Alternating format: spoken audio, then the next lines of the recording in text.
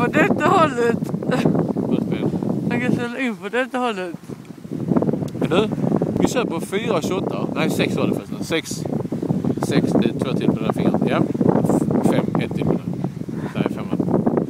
Och så köper vi 2 öl och 2 Red Bull. Vad tar vi för dig hemma? Ja, kanske 300. Vad tar vi för dig sen? 700! Men det var gott. Det var gott, jag sket ut allting. Oj, alla trillade om. Nej, jag sket ut allting innan. Det var riktigt gott. Går det höger här vid snögummen så går jag vänster. Kolla, vad ligger där eller här? Så kan man inte gå höger eller vänster. Ja.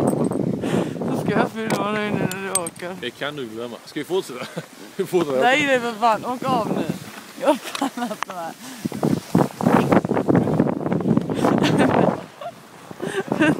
Vänta med mig. Jag måste, vänta. Vänta, vad vänder man denna? Så måste det bli då. Oh shit, jag var nära på att få sånt ut i huvudet.